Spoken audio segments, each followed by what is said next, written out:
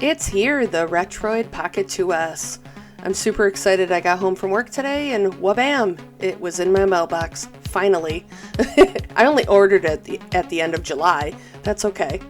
So this isn't going to be a normal review. We're just going to do a pretty raw unboxing and just give my first impressions on me seeing it. I'm seeing it the first time that I'm unboxing it, so it'll be kind of fun or not. So stick around and we'll have some fun. Alright, we're just going to touch on the tech specs really quick. Here they are. Alright, so for the CPU, it's running a T610 chipset. It's actually just below what's on the RP3 Plus that I will show here in the video. As far as the RAM, I actually splurged and forgot that I splurged, so that was a nice touch. I went with the 128 gig storage option and the 4 gig RAM, just to see if it'll play GameCube and some of the higher systems a little bit better. So not a whole lot to the box. It at least is shipped a little bit better than what Powkitty ships out their devices with, if you saw my X55 review. And here you can see that I got the green and I got the 4 gig RAM version with 128. It's a really nice box. Comes with a screen protector, that's the card that tells about the specs, and a USB-C cable. And here it is in all its glory. I certainly dig the color. It's an awesome green.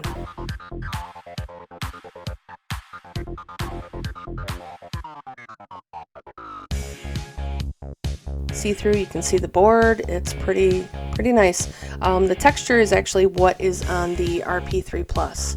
You can see that there's front-facing speakers, home button and back button on the front face, and it's using the same D-pad that the RP3 Plus has. Sticks actually feel pretty good. I believe that they're Hall sensor, if I remember correctly. I'm actually recording without a script, so that means that we shouldn't have any drift with them at all. So they'll last a little bit longer than typically they use the Nintendo Joy-Cons, or joysticks, I mean. So home button, back button, and a dot. And over, we have front-facing speakers, which is super awesome. You don't typically see that on anything. And the D-pad looks like it is your typical Retroid D-pad that was on the Pocket 3 and the 3 Plus. So that's pretty cool. I love the multicolor buttons. I think that they're just fun because after all, why make your, handheld look boring where it's going to be just kind of black and white? I mean, unless that's up to you. You like the Panda version. But for me, I think that it's pretty cool when they put extra color, especially when you're getting a green model. I mean, come on, you're pretty much asking for extra awesomeness like that, extra flair. So you can see the battery. I mean, it's a transparent case, so the battery says, we'll flip it over this way. It looks to be a 4,000 milliamp battery. SD card slot I can see before I even look at the bottom. And yeah, it's looks pretty cool.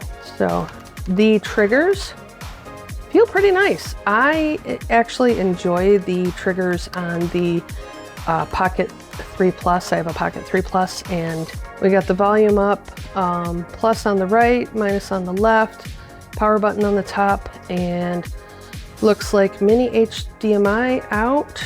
And a USB-C, oh, that's the power. That's where the power is. So that, yeah, USB-C for your charging. And because there's nothing on the bottom, nothing on the sides. And on the bottom, we have a headset jack and we have our SD card slot. So I don't have anything on here at the moment, which is totally fine. Let's boot it up and see what kind of fun we have on here. We'll see how bare bones it is if I have to, I mean, obviously I have to load some games, but I'm getting some. That's not what the screen looks like, just so you know. That's pretty. My camera is doing that white weird blur to it. There is nothing wrong with my, let's see if I can put it, yeah, see how you can see. It's not, that was just the glare, sorry. So here I will show you, if you're not familiar with any of the Retroid Pocket products, they typically do this where they can pre-install the app. They have a version that you can pre-install of all of these emulators. So you got Duck Station, you got a couple different dolphins, and the purple one is probably a MMJR. Duck Station, you got Easy RPG, Flycast is for Dreamcast. There's a gamepad test, so that's kind of cool. Moving 64 for N64. I don't know what the Mix Explorer is. Maybe it's a File Explorer. Moonlight. Oh, we have a Minecraft edition. That's interesting. Okay. Oh, interesting. Okay. PP, SSPP, Redream. So we have Flycast and Redream. I typically use Redream. RetroArch.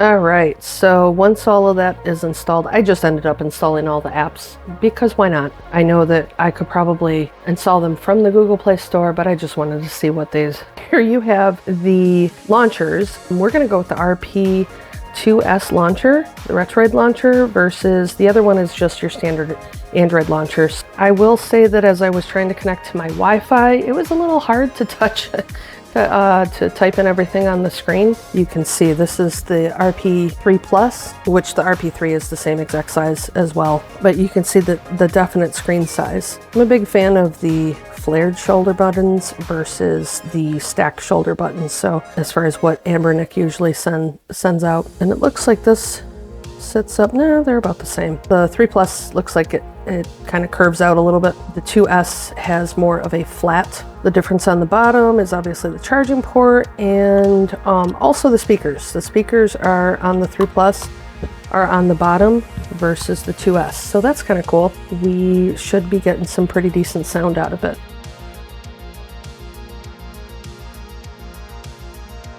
Okay, so all that loaded, I threw some ROMs on here. Just so you know, you're gonna have to set everything up like completely from scratch. That includes RetroArch. Also, what I meant by minor game testing, just a reminder, I am going to do a full review on this video, so there will be a second video coming out on this device. In that, I will have a little bit more in-depth game testing. So this is just me showing you a few games, few systems, and the rest will be in that review. It's very squarish, and that's a little strange. Okay, so I brought up Castlevania, and you can see that the actual screen, I mean, obviously the RP3 Plus is bigger. Because of the aspect ratio, it's actually almost the same size. The controls are just always different for every single handheld that I test.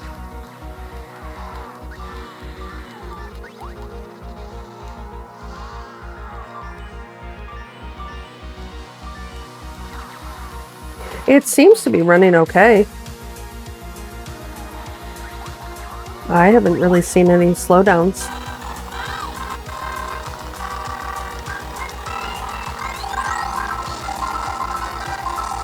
You can hear the audio stuttering. The sticks are nice to play with, but the audio stuttering is just, oof. Uh-oh, uh-oh. What just happened there? That was weird. Oh, it's doing it again. I'm trying to, what is happening?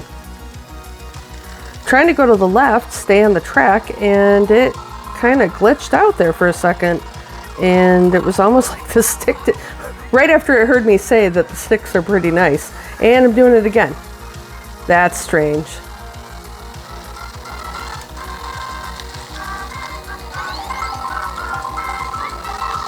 But then it rights itself. I don't know exactly what's going on here.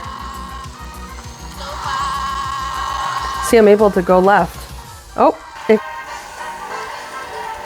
Okay, apparently this is the one that you want to use, because this is running way better.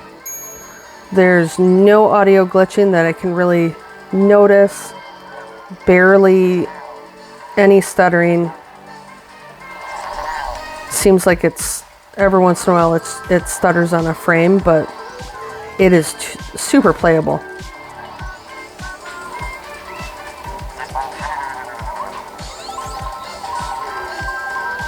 And it's not doing the weird thing with the joystick. That pretty much concludes my unboxing video. This wasn't an in-depth video by any means. I just wanted to throw out a video. I was super excited to get this in the mail. I got a text notification while I was at work today, and yeah, wanted to try it out. So if you want to see a specific game, Android or retro or anything like that, please throw it in the comments below. I will definitely try to get to those and throw them in the next video.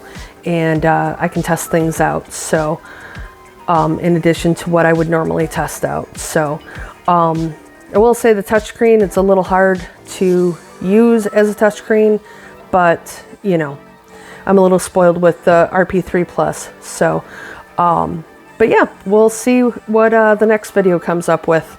It'll be a little more in depth and sort of like a regular review. So that's it for me. Thanks for watching, and stay awesome, everyone, and go play some games.